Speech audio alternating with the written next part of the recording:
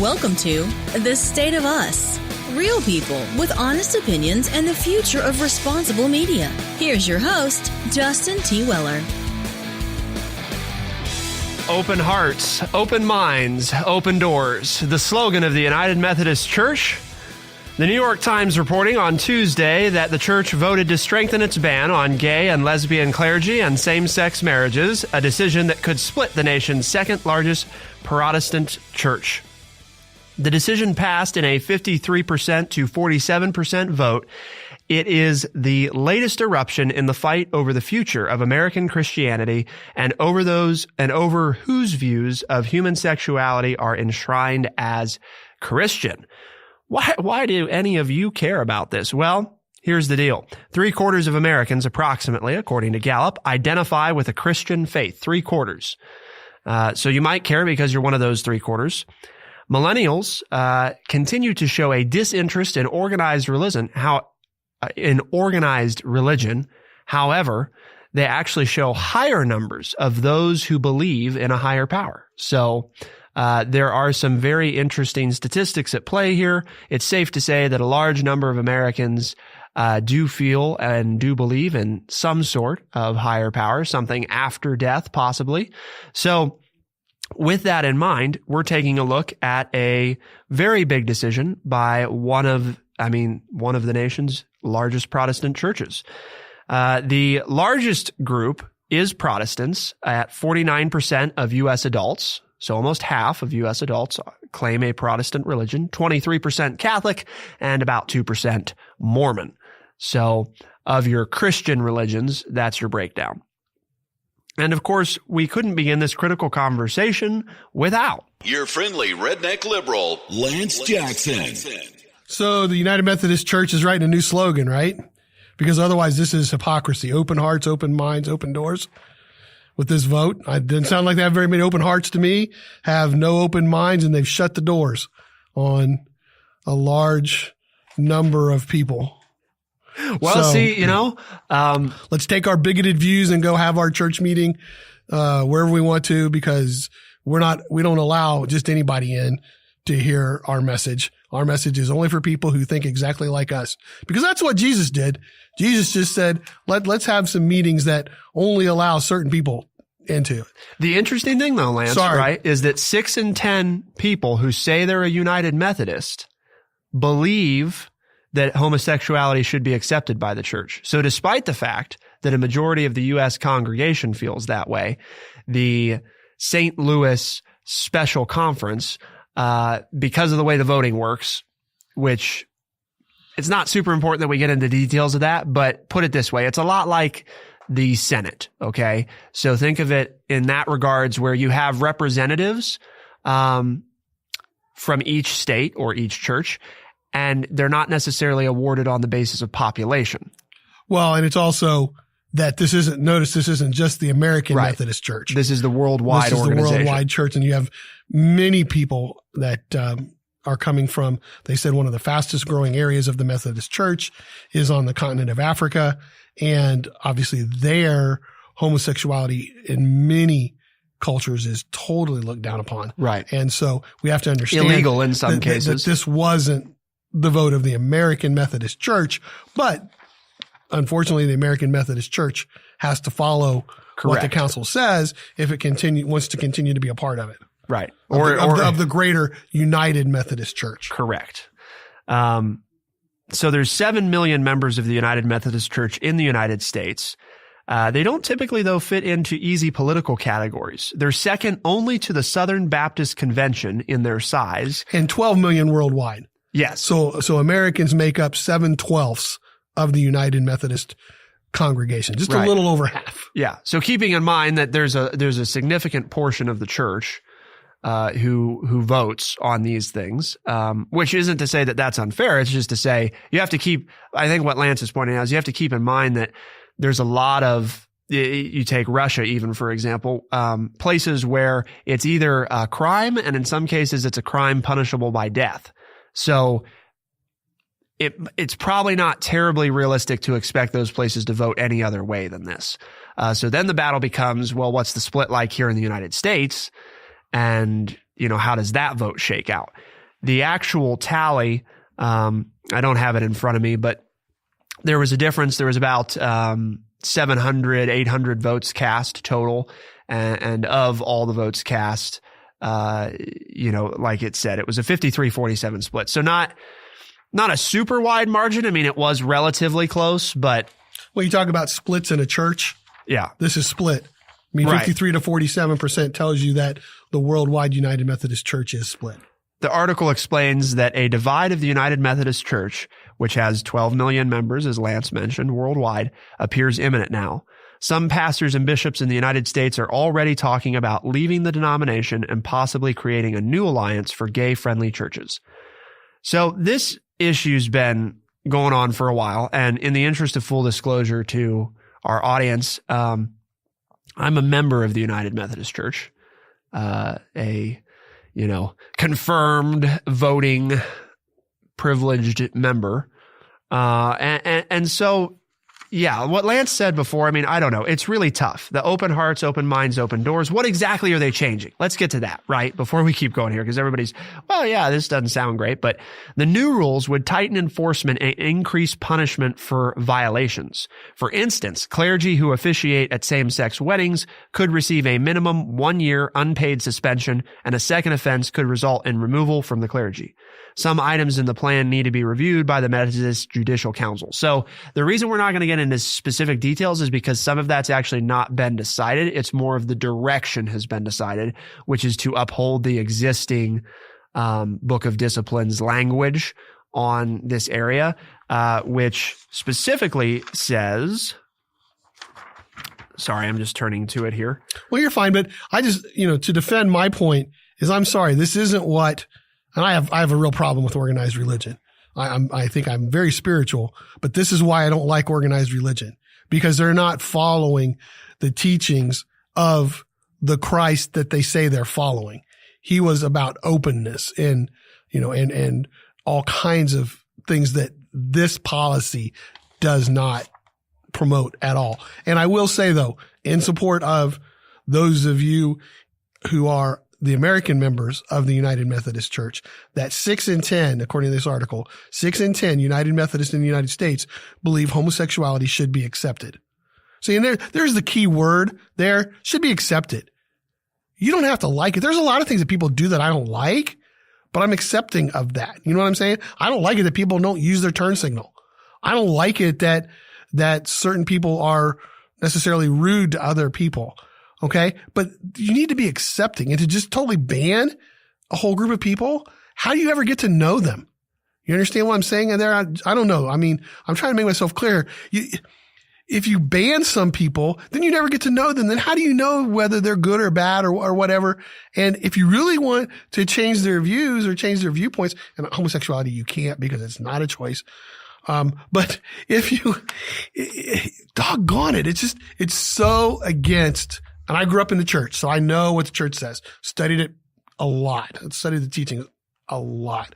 And it just really, sorry to sound like Donald Trump there, but it just really bothers me when the church becomes closed-minded to certain groups of people. Yeah. Because that is not the way I was brought up in the church. I actually just met with an ordained Methodist minister this morning and was talking about, naturally, this very decision, which was just handed down yesterday by the conference. And it's, it's terrible for the church. Forget for a moment just the community and either side. No matter what the decision was here, no one's been looking forward to it, because it's sad and pretty much inevitable that there's going to be some degree of split now, and that's part of my echoing what Lance has said. Despite, technically being a member of the United Methodist Church, I have grown, as I think many millennials have, to have a strong distaste for organized religion because of things like this. And not because of the decision that was made, just to be clear, but that because the second largest Protestant religion in the United States is probably not going to be second any longer, because they couldn't figure out how to live in harmony. And that, to me, is, it's just terrible. It's just awful. It's sad, because it's the exact opposite of again, regardless of which decision would have been made, I think the split would have occurred regardless. And it's too bad, because that's not what any of this should be about anyway. And not that it should be political at all, but it is, okay? But the politics of the church, that this runs, as it points out in the article, a real risk for the United Methodist Church in the United States, because United Methodists have one of the oldest religious populations in the country with a median age of 57. And this is going to cause struggles now to attract young people. Right. So eventually the church will die out, because as you said, young people don't have this belief. They're for a more open Christianity, for a more open and accepting way of life for all people to come to the Christian church. And so they're going to leave. Whether they start, and, we'll get into this later as far as what it would cost some of these churches to leave because property belongs to the church, items belong to to the United Methodist Church grouping. But if you don't get young people, then your belief system's going to die out. And maybe that's a good thing. Not try to fix a problem, but because that's usually at the end of our show. But it's like, okay, you old people, take your, because I don't want to say old because some of them are young too. Right. And I'm old and I don't have that belief. But, you bigoted people want to take your beliefs, go ahead and have it. And guess what? You're going to become more and more obsolete and closed doors, and you're not going to have an effect on the world. And that's not what you're supposed to be doing, because the rest of us, we're going to move on, and we're going to learn to live in harmony, and we're going to learn to be accepting of one another and love one another like Christ told us to. And you guys go lock your doors and think that you're the only ones going to heaven, and then we'll all see you up there. Or maybe we won't, because God's going to put you in a certain part of heaven because you're going to freak out when you see all of us up there too. If you want to go ahead and believe in all that kind of stuff, which I'm not either promoting or denying, but it's like, really, people? It's really? And that's the whole thing in general. Again, reminds me of the parable about the rich man going through the eye of a needle. Yep. When you become so dogmatic in your beliefs, you're missing the true teachings of Christ to the disciples. Yep. And you're going to lose people. And that's not what we're here for. We're here to be a light and unto others and do all those things and help one another. This is not helping people. This is not being a shining light. This is slamming the door shut and saying, we're going to go live in the dark. I've struggled a lot with, because, folks, homosexuality is not a new thing. Okay? It's been around since mankind. The word's new. But right. It's not a new. But you read the old phenomenon. You read some cultures that have been around for thousands and thousands and thousands, a lot longer than quote American has. Some of the native, they have names for these people and how they were incorporated into the group, the clan, the tribe, whatever word sociologically that is politically correct now, because, I'm not worried about that. But they were accepted, okay? And it's always been around. It's not like it's something new. It's not something that they're putting in the food. It's not something that, Right. It's just. Sorry, you got me all fired up. I know. And by the way, just a quick asunder, okay? Because I told my daughter I was going to give a shout out at the start of the show, but this topic got me all fired up. But I was talking to my younger daughter and about our Disney princess show. Yeah.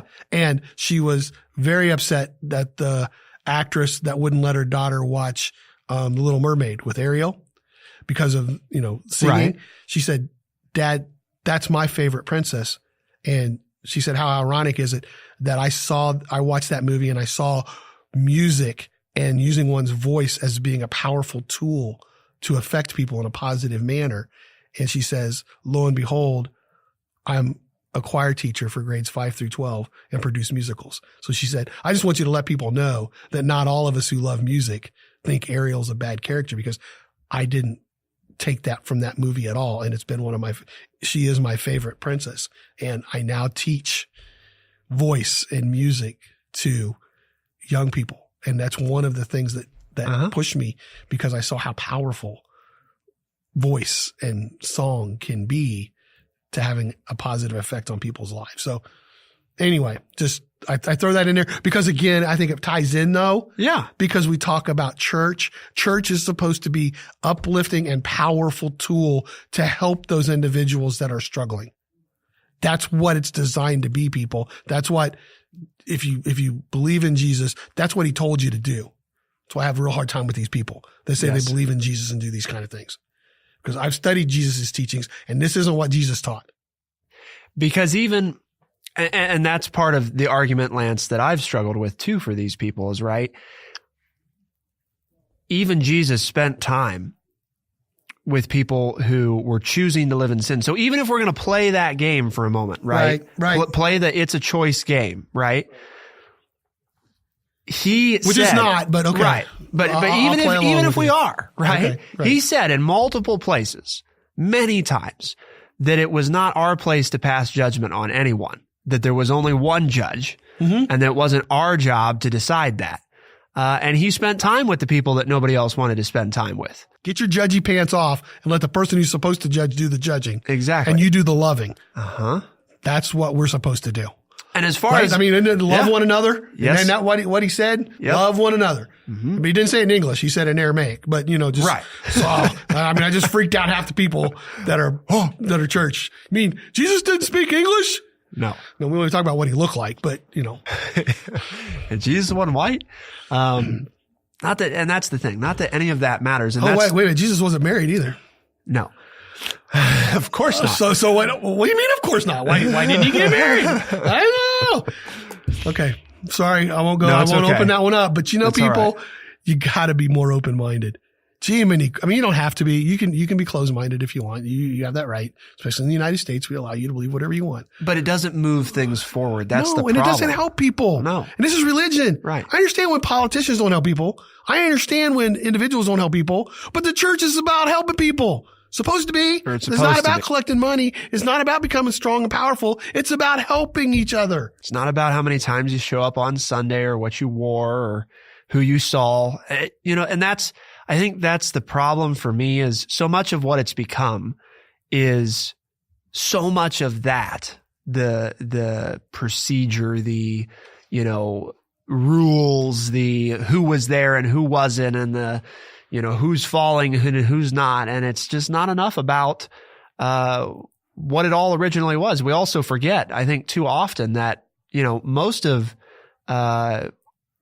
if you're a Christian, right, most of what Jesus did and what we see was taught about was around dinner or around food or a meal or in a street or, just on and on with very rarely was it an organized show up at this place at this time in this building for this thing. And it's not to say that we can't do that, but the point is that I think in doing that, we've almost supplanted some of the more important components with our own idea of tradition and our own idea of the way things should be and not enough of the way things actually were. Amen. So sorry, I'll be in the amen corner on that one. Well, and thinking about, I just want to read this, Lance, because you're going to tell us about TrueChat's mission in a moment, but yes. It all fits together. And as I think about the slogan of the United Methodist Church, I mean, you could almost replace TrueChat's mission with it, right? Sure you could. Open hearts, open minds, open doors. And our mission is to educate people by providing honest, open, and respectful conversations. And some people might say I'm not being very respectful, but I'm really holding my tongue. I mean, maybe not in my words, but what I'd really like to say to this decision. But I do understand it's not really the American Methodist Church. It's what happens when you have to understand the hierarchy of these big, huge denominations that are worldwide. So they allowed people in the United Methodist Church to take votes that aren't part of the Americans. They're from other countries. And while there are many countries in the world that have much more open-minded views about homosexuality than the United States, there are a lot of them that are a lot more closed. And it's sad. But hopefully by having this conversation, we can continue to move it forward. It'll be interesting to see. If you don't like what I'm saying, right? Yeah. Then you can contact ethics department. Yes. That's okay. Contact them because I'm going to stand behind this one. Yeah. So please contact them. I can think of 3 or 4 of my friends that listen to the show that aren't going to really like what I'm saying right now because they're very conservative in their belief systems. And, but that's too bad. Yeah.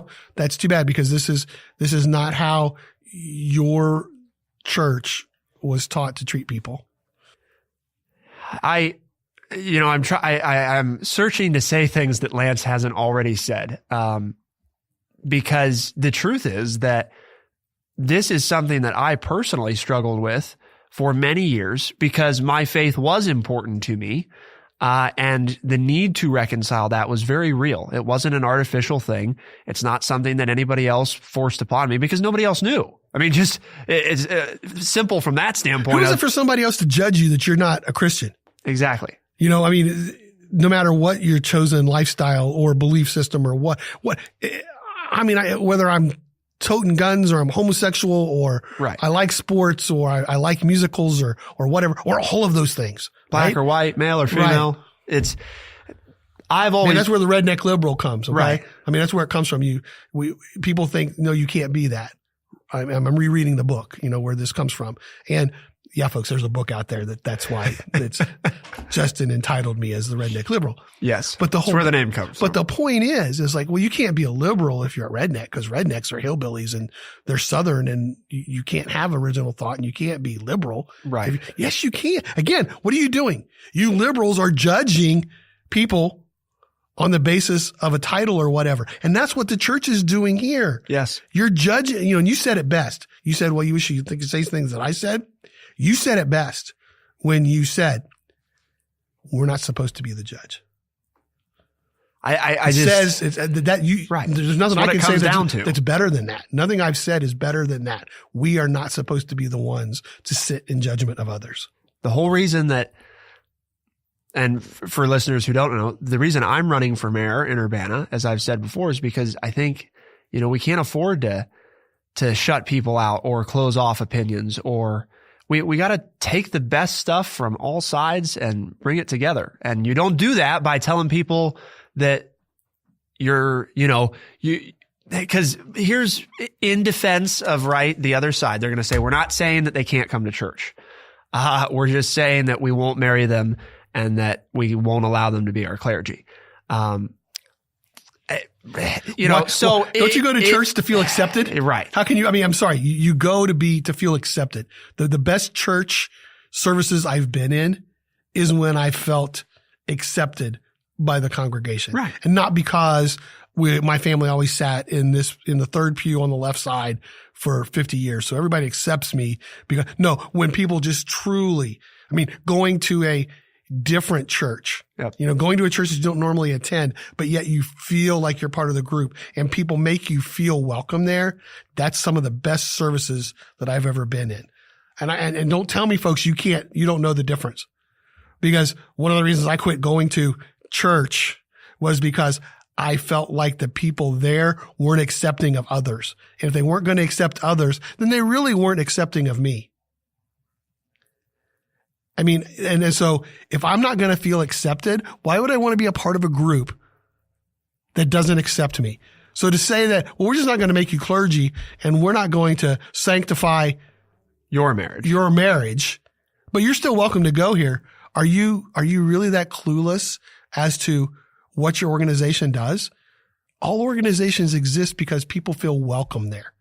They feel supported and they feel cared for. It doesn't matter if it's a coaching association, a political group, a church. People join because they feel like people care whether or not they're there.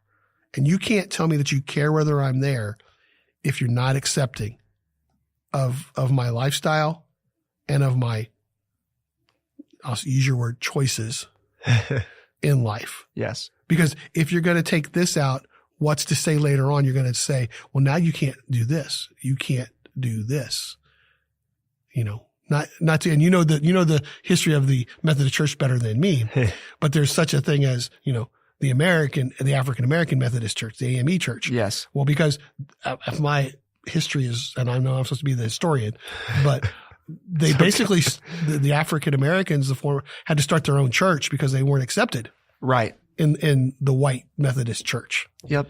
So, and the thing that might be the most upsetting about all of this is remembering why the Methodist Church began in the first place, which was, they broke away from Catholicism and they started. John Wesley? Yeah. Good old John Wesley. And his whole thinking was he didn't like, and this is perhaps some of the biggest irony in all of this, he didn't like that in the Catholic Church at the time, it was expected, you weren't expected to read the Bible. You were expected to listen to what the priest said and do what the priest said. The only person who had connection to God was the priest. Yes. So you took your belief to the priest.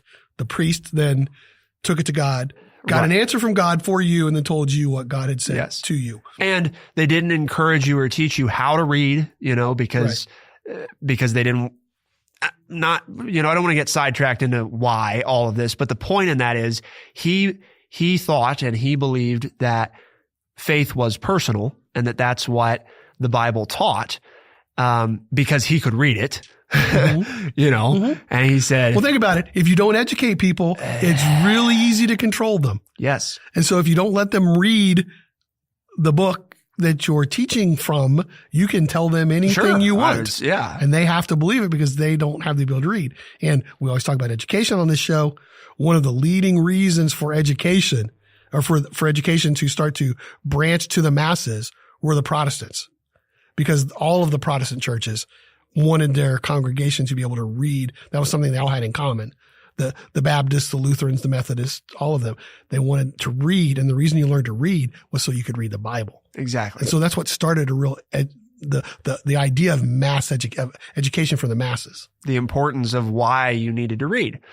And so with that, it's this idea that Methodists came to the world as a Protestant religion in the belief that you had to examine the Bible for yourself. And they wanted to be more inclusive. I mean, that was a big part of the start, is they didn't like some of the social class statuses that you had in the Catholic Church and the procedure and the overemphasis on tradition. I mean, they were very radical for the time. And by some measures, I guess they still are. But it's so important, I think, to remember that, why this particular Protestant religion began, and what it came from, because I'm not sure that it's still embodying those ideals. And it's too bad, because that's, again, not achieving the ultimate goal, which ideally would be to bring more people in and to help more people find a better, more fulfilled life, and to forego any judgment on others. Because again, who are we to judge? I mean, what's my right to tell Lance that he's doing something wrong? I think it's very, I'm very big into words and their meanings. The church shouldn't lead, the church should guide. And by guiding it is you find the answers that are right for you. If faith in a belief system is personal, which I think it is, then the church's job is to guide you to find the answers that you need, not to lead you to the answers that another group of people say are the right answers. Because if it is, as John Wesley said, personal, then the role of the church should be to guide you to your personal understandings of what God is doing and saying to you. Provide the right environment, the right opportunities. So it's not leadership, it's a guiding. Yes. Because lead means, if you lead a horse to water. I mean, you can't make it. But leading means, okay, you're trying to get them to come to the same conclusion as everyone else. And I don't think that's what the role of the church is. The role of the church is to guide them to find, in the words of John Wesley. Yeah. Not my words. It's not my, but it's personal. Well, if it's personal, then you don't lead, you guide. Right. And that's it's provide a safe space, a safe environment. And the moment that you tell anybody, you put restrictions on who can and can't do things, is the moment that I think you start getting into that, you're creating second-class citizens, and that's not our place to do that. It's not, I think if you read what is said. Again, it's like, if I found out tomorrow that Lance steals things, it's not my place to tell Lance that he's going to hell because of that and that he can't change, Exactly. I mean, it's my place to be there for him if he wants to change and to help him. Fine. I don't have to think that stealing and to guide me and talk me through it and share your views and then let if me you come. want me to. Right. If I'm asking for it. Right. If I'm looking for it. If I'm searching for it. Yep. I don't know. When you're ready, I've got to close. I want to read a closing statement from this. I don't know when you're ready to wrap up the show or, I mean, do we have a solution? I mean, I think my closing is a solution. I don't know if we're ready to go there or not, or if you'd like to share yours first. All I've got to say, I guess, that's left is, if anything, through my process of faith, which isn't that old, I went through confirmation at about 14, and I would say I had faith before that, but it gets different. You get smarter, you get older. It used to be a lot more that my faith was through the church. Okay. That's how I found faith, which is true. I mean, that is how I found it. And that's also how I viewed it. The church was my faith and the faith was my church. Right. They were interconnected. Yes, they were the same thing. Right. And I view it much more now the way that my grandmother did, which was a much more direct interpretation, I believe, of a lot of the text, that it is personal, that it is private, and that it's great to share it with people who want to receive. But it's a terrible thing to force anyone to do anything. And it certainly shouldn't be something that we use as a weapon against others or to exclude people ever, because that does not grow the faith and that does not better the world. All it does is divide us further. And I think we just have to have less of that if we plan to survive as a democracy. Forget for a moment even religion by itself. If we intend to maintain our society as a world, at some point we've got to get to avoid destroying ourselves, because our founding fathers predicted it, right? Yes, they did. If we ever destroy ourselves, or if we ever are destroyed, it will be because we did it to ourselves. Exactly. Not because somebody else did. It'll start from the inside out, and closing people out and shutting doors is not how it gets done. So what do you got? No, very well stated. And I've, just so. My faith has not changed because of this, Lance. Exactly. Put it that way. Right. Okay. No, I'm not terribly surprised. I wouldn't have been surprised if it went the other way. And I said that to the guy I was meeting with this morning. My faith has not changed because of this decision. My view of my church is truthfully no more or less favorable than it was before. Because, like I said, I thought it could go either way, and I'm sad for the church that I grew up in, because it's going to affect everybody, and it's not going to be pretty. Full transparency, I was raised in the Baptist church. At one time, even taught Sunday school classes, the whole 9 yards, folks. And I just became very frustrated with decisions like this, because it was like, no, you're not going. And to this day, what I've decided to do, you said it's so personal. I don't tell people what my religious beliefs are or that I'm even a Christian. I just try to live the example. And I've had people come up to me and say, you're different. Why are you different? Like you said, okay. Yep. They ask. I don't go out and promote. I live the life I think I should, that thank goodness for the church to teach me some of the values, along with my parents and family and everybody else, and my grandmother, where huge impact on my spiritual life. I mean, to this day, she's the one person I think that really understood it, had it figured out all the way. Funny how grandmas. Yeah. But she never pushed it on anybody. She just did her thing. And people said, Miss Sizemore's different.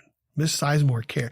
It didn't matter if they were Democrats, Republicans, didn't matter if they were church people or not church people. They all knew that if anybody needed any help, she was always there.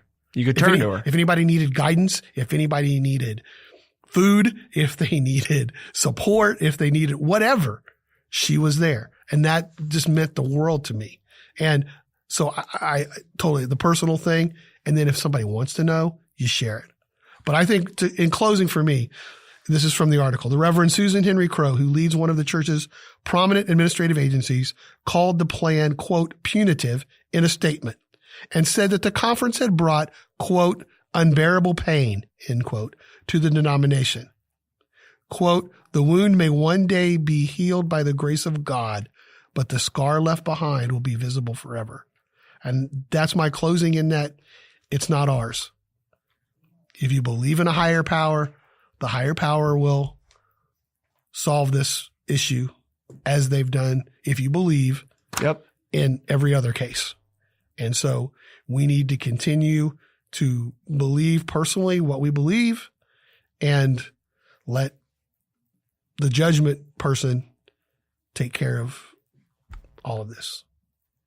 There's a lot of ways people can listen, Lance, and we want their thoughts, right? Yep. Oh, certainly, especially on this one. Hopefully we perked up some things on both sides of the issue. Social media at TrueChat.org, Facebook, Twitter. Let us know at TrueChat.org. And what are all the ways that new listeners can tune in? Spotify, Stitcher, Apple Podcast, and any other place that fine podcasts are found. Absolutely. And even though I don't know Spotify, I know that that's how one of my daughters listens. One of your daughters listens that way. That's how she listens. So it does work, right? It does work. Testify to that. I don't know what it is. Testify. Testify. Hold my Bible. That's right. I'm going to testify. Time for testify. That's right. That's right. For the State of Us on TrueChat in Urbana, I'm Justin T. Weller. And I'm Lance Jackson. We're going to keep doing our part. Open hearts, open minds, open doors. Be the change.